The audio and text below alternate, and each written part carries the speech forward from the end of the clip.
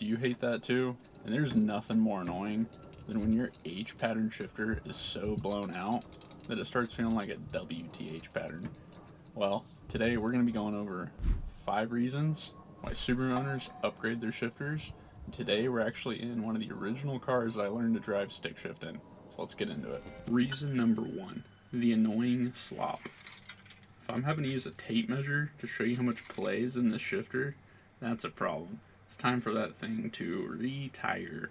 If I don't even know what gear I'm in until I let the clutch out, I mean, come on, what's going to happen? I'm going to money shift. And you're going to find out about that a little bit later.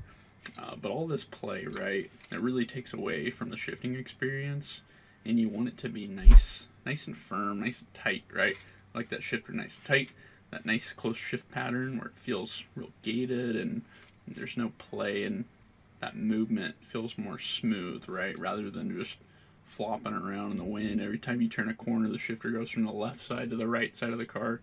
That's not what we want. Nobody should be having to use a shifter like that, right? Reason number 2, short throws. Long throws equal long laps, while short throws equal short laps, right? Everybody knows that. Well, there's actually some functionality to having a shorter throw, right? Well, when you're shifting and you shorten that throw, there's more time spent with your hands on the wheels when you're carving those corners or doing a lap, right? There's actually less time added up between all the shifts of your hand on the shifter, right? Of course, you could always just speed up your shift, but the principle of it, you have a shorter physical distance between gears for your hand to move.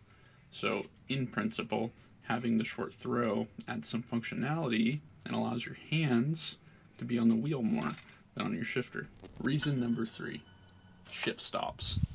So on your shifter, this is not a shift stop.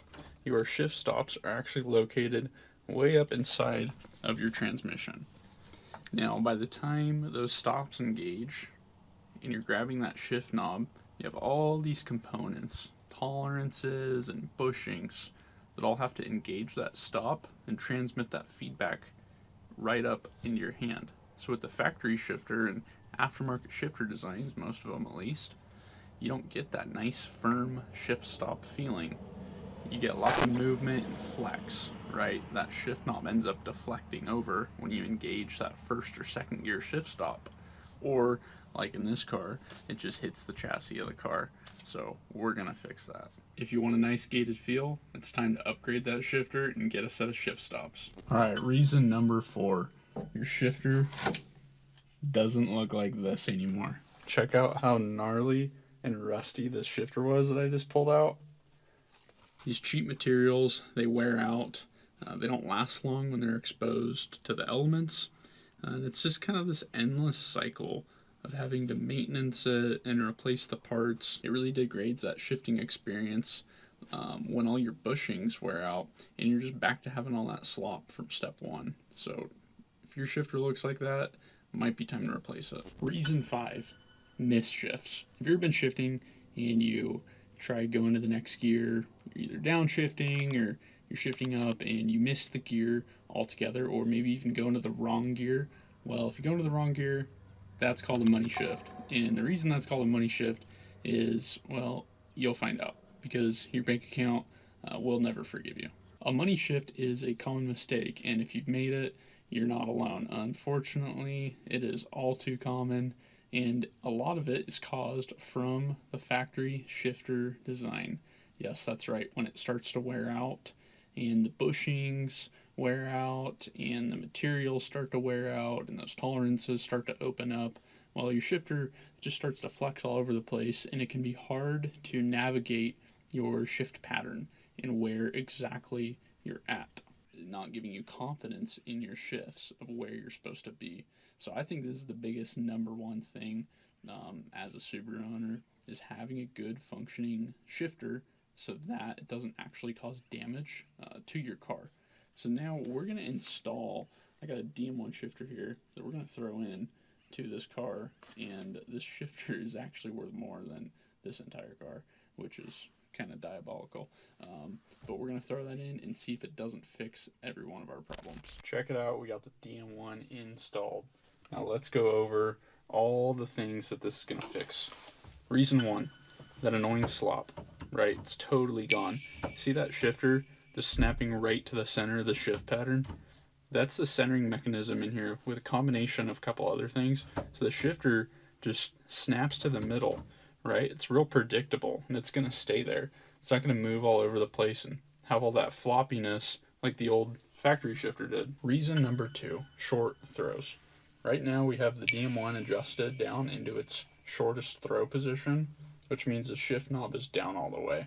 You can make adjustments by rotating the boot collar right here, either counterclockwise or clockwise, to raise or lower the shift height.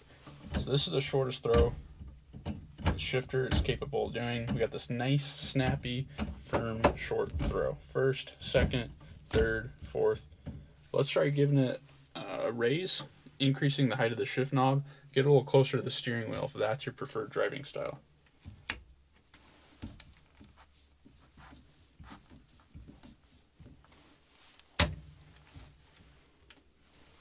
We just raised the shift knob up over an inch on the shifter. So now we're a lot closer to the steering wheel, right? So this might be better if you're doing some track driving where you want that shift knob right by your steering wheel. It does make the throws a little bit longer since it does make the shift knob travel a little further forward or a little further back. But you can find a balance between this height and the lowest height. So I usually like to set mine about right in the middle. Reason number three, shift stops. Down here we've got the first and second gear shift stop located on the upper housing. When we engage that shift stop, the shifter just hits it. And it's like hitting a wall, right? And that wall just stays right there. Doesn't let the shifter keep moving over and bending over past that wall. You just engage it and it feels real nice and firm, and you just go straight into first gear, right? Straight back into second gear. And you got that nice wall right there. Same thing goes for fifth and sixth gear. If you have sixth gear, this car only has fifth and then reverse behind it. But you can engage that stop and you get that nice firm wall feeling. So going from fourth into fifth, you get this really nice smooth transition because you engage that stop and you shoot straight up into fifth. Reason number four, your shifter probably looked like this. This is the one that I just pulled out of this car before we replaced the DM1, and look how nasty that thing is. Definitely ready for retirement, right? That thing was all worn out, all rusted, ready to go in the garbage. And now we have this new beautiful centerpiece in the car that just really draws your attention in. All these nice, beautiful, nice billet machined aluminum parts. And reason number five, missed shifts and missed shifts. No more missing shifts, right? Because you come down first, second, and when you shoot out a second to shift into third, that shifter is just automatically centering over to that third and fourth gear gating right there, right? So boom, second, third, you just push the shifter straight up, and it wants to go into third. It wants to naturally do that. Come back into fourth, and then you just push the shifter over into fifth, right? You hit that wall, and then shifter just shoots straight up into fifth gear. So we get that nice snappy centering action that's being done for us from the centering mechanism down here on the shifter that the old shifter didn't have. That's the end of the video, guys. If you made it all the way through, thanks for watching. Please be sure to like, subscribe, follow along as we continue to cover all things about manual shifters, manual transmissions, and I'll see you guys on the next video.